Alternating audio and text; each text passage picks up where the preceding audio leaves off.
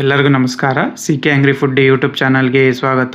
ಇವತ್ತು ಒಂದು ಡಾಬಾ ಸ್ಟೈಲಲ್ಲಿ ಪನ್ನೀರ್ ಬಟರ್ ಮಸಾಲ ಯಾವ ರೀತಿ ಮಾಡೋದು ಅಂತ ಹೇಳ್ಕೊಡ್ತೀನಿ. ಸೂಪರ್ ಆಗಿರುತ್ತೆ. ಚಪಾತಿ ಪರೋಟ ಜೊತೆ ಸೇಮ್ ನಿಮಗೆ ಡಾಬಾಲ್ಲಿ ಯಾವ ರೀತಿ ಇರುತ್ತೆ ಅದೇ ರೀತಿ ಇರುತ್ತೆ. ಬನ್ನಿ ಯಾವ ರೀತಿ ಮಾಡೋದು ಅಂತ ನೋಡೋಣ. ಹೊಸದಾಗಿ ನೋಡ್ತಿರೋರು ನನ್ನ ಚಾನಲ್ನ ಸಬ್ಸ್ಕ್ರೈಬ್ ಮಾಡ್ಕೊಳ್ಳಿ. ಅದಕ್ಕೆ ಏನೇನು ಐಟಮ್ ಬೇಕು ಅಂತ ಹೇಳ್ತೀನಿ, ನೋಟ್ ಮಾಡ್ಕೊಳ್ಳಿ. ನಾನು 2 ಈರುಳ್ಳಿ, ಒಂದು 4 ಟೊಮೆಟೊ, ಒಂದು 5-6 ಒಣಮೆಣ್ಸಿನ್ಕಾಯಿ ಮತ್ತು 2 ಗೆಡ್ಡೆ ಬೆಳ್ಳುಳ್ಳಿ, ಒಂದು 6-7 ಗೋಡಂಬಿ, ಆಮೇಲೆ ಚೂರು ಶುಂಠಿ, 2 ಏಲಕ್ಕಿ, ಲವಂಗ ಮತ್ತು 1-2 ಚಕ್ಕೆ, ಆಮೇಲೆ ಗರಂ ಮಸಾಲೆ, ಆಮೇಲೆ ಧನಿಯಾ ಪೌಡರ್, ಆಮೇಲೆ ನಾನಿಲ್ಲಿ 200 ಗ್ರಾಮ್ ಪನ್ನೀರ್ ತೊಗೊಂಡಿದ್ದೀನಿ.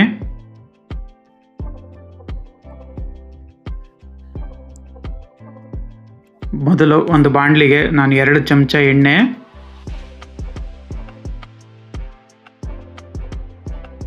ಅದಕ್ಕೆ 1-2 ಚಕ್ಕೆ,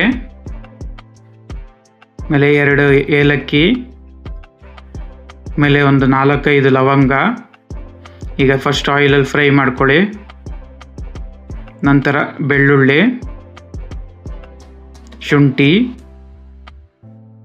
ಇದನ್ನು ಚೆನ್ನಾಗಿ ಫ್ರೈ ಮಾಡಿ. ಈಗ ಎಲ್ಲ ಐಟಮು ಇದೇ ರೀತಿ ಫ್ರೈ ಮಾಡಬೇಕು. ಆಮೇಲೆ ಒಣಮೆಣ್ಸಿನ್ಕಾಯಿ, ನಾನಿಲ್ಲಿ ಬ್ಯಾಡಗೆ ಮೆಣಸಿನ್ಕಾಯಿ ಹಾಕ್ಕೊಂಡಿದ್ದೀನಿ. ಖಾರ ಜಾಸ್ತಿ ಬೇಕಾದವ್ರು ಗುಂಟೂರು ಮೆಣಸಿನ್ಕಾಯಿ ಹಾಕ್ಕೊಳ್ಳಿ, ಚೆನ್ನಾಗೇ ಇರುತ್ತೆ. ಆಮೇಲೆ ಈರುಳ್ಳಿ ಹಾಕೋಣ. ನಾನಿಲ್ಲಿ 2 ಈರುಳ್ಳಿ ತೊಗೊಂಡಿದ್ದೀನಿ. 200 ಗ್ರಾಮ್ ಪನ್ನೀರ್ಗೆ ಇಷ್ಟು 2 ಈರುಳ್ಳಿ ಸಾಕು ಗ್ರೇವಿಗೋಸ್ಕರ. ಆಮೇಲೆ ಒಂದು 4 ಟೊಮೆಟೊ. ಈಗ ಇದನ್ನೆಲ್ಲ ಚೆನ್ನಾಗಿ ಫ್ರೈ ಮಾಡ್ಕೊಳ್ಳಿ. ಟೊಮೆಟೊ ಎಲ್ಲ ಮೆತ್ತಗಾಗಬೇಕು. ಆಮೇಲೆ ಗೋಡಂಬಿ, ನಾನು 8-9 ಗೋಡಂಬಿ ತೊಗೊಂಡಿದ್ದೀನಿ. ಇದನ್ನು ಈಗ ಮೆತ್ತಗಾಗೋವರೆಗೂ ಚೆನ್ನಾಗಿ ಫ್ರೈ ಮಾಡ್ಕೊಳ್ಳಿ. ನೋಡಿ, ಈಗ ಇದೆಲ್ಲ ಮೆತ್ತಗಾಗಿದೆ. ಈಗ ನೋಡಿ, ಇದು ಮೆತ್ತಗಾಗಿದೆ. ಇದು ಈಗ ತಣ್ಣಗಾದ್ಮೇಲೆ ರುಬ್ಬಬೇಕು. ಈಗ ಒಂದು ಮಿಕ್ಸಿ ಜಾರಿಗೆ ಈಗ ನಾವು ಫ್ರೈ ಮಾಡ್ಕೊಂಡಿದ್ವಲ್ಲ ಅದೆಲ್ಲ ತಣ್ಣಗಾದ್ಮೇಲೆ ನೋಡಿ ಈ ಥರ ಮಿಕ್ಸಿಗೆ ಹಾಕ್ಕೊಳ್ಳಿ. ಈಗ ಇದು ನೈಸಾಗೆ ಪೇಸ್ಟ್ ಮಾಡ್ಕೊಳ್ಳಿ. ನೋಡಿ, ಈ ಥರ ನೈಸಾಗೆ ಪೇಸ್ಟ್ ಮಾಡಬೇಕು. ಈಗ ಒಂದು ಬಾಣಲಿಗೆ 2 ಚಮಚ ಎಣ್ಣೆ,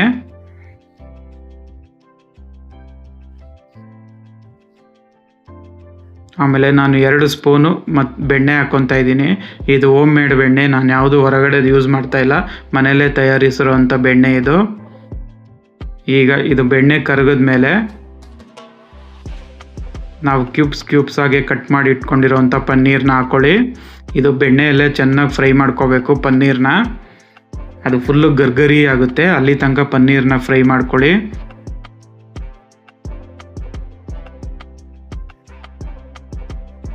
ಇದನ್ನೊಂದು 2 ನಿಮಿಷ ಚೆನ್ನಾಗಿ ಫ್ರೈ ಮಾಡ್ಕೊಳ್ಳಿ. ಅದೆಲ್ಲ ಗರ್ಗರಿ ಆಗೋವರೆಗೂ ಫ್ರೈ ಮಾಡ್ಕೊಳ್ಳಿ. ನೋಡಿ, ಈಗ ಫ್ರೈ ಆಗಿದೆ ಚೆನ್ನಾಗೆ. ನೋಡಿ, ಈ ಥರ ಆಗೋವರೆಗೂ ಫ್ರೈ ಮಾಡ್ಕೋಬೇಕು. ಈಗ ಅದಕ್ಕೆ ಒಂದು ಅರ್ಧ ಚಮಚ ಅಷ್ಟು ಗರಂ ಮಸಾಲೆ,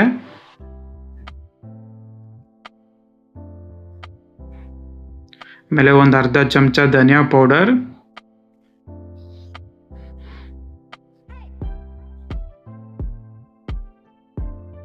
ಆಮೇಲೆ ರುಚಿಗೆ ಸ್ವಲ್ಪ ಉಪ್ಪು. ಈ ಥರ ಹಾಕಿ ನೀವು ಫ್ರೈ ಮಾಡೋದ್ರಿಂದ ನಿಮಗೆ ಮಧ್ಯದಲ್ಲಿ ಪನ್ನೀರ್ ಸಿಕ್ಕಬೇಕಾದ್ರೆ ಅದು ಸಪ್ಪೆ ಇರೋದ್ರಿಲ್ಲ, ನಿಮ್ಗೆ ಈ ಥರ ಮಸಾಲೆ ಜೊತೆ ಸಿಗುತ್ತೆ, ಇನ್ನೂ ಚೆನ್ನಾಗಿರುತ್ತೆ ತಿನ್ನೋಕ್ಕೆ.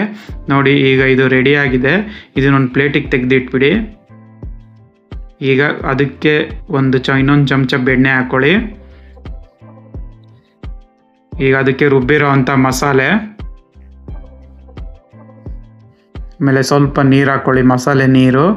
ಈಗ ಇದು ಚೆನ್ನಾಗಿ ಆಯಿಲಲ್ಲಿ ಆ ಬೆಣ್ಣೆಯಲ್ಲಿ ಫ್ರೈ ಮಾಡಬೇಕು ಮಸಾಲೆನ. ಇದಕ್ಕೆ ಒಂದು ರುಚಿಗೆ ಸ್ವಲ್ಪ ಉಪ್ಪು ಹಾಕೊಳ್ಳೋಣ. ಆಮೇಲೆ ಆವಾಗ ಒಂದು ಚೂರು ಗರಂ ಮಸಾಲೆ, ಆಮೇಲೆ ಒಂದು ಚೂರು ಧನಿಯಾ ಪೌಡರ್.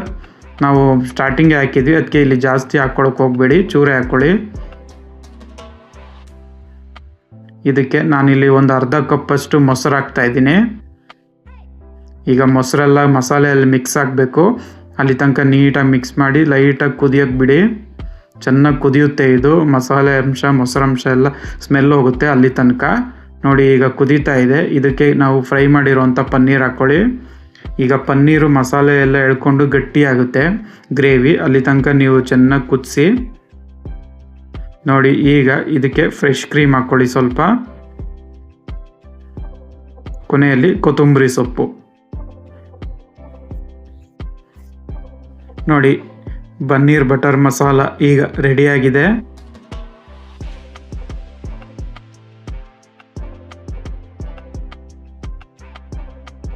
ನೋಡಿ, same dhaba style paneer butter masala ರೆಡಿಯಾಗಿದೆ.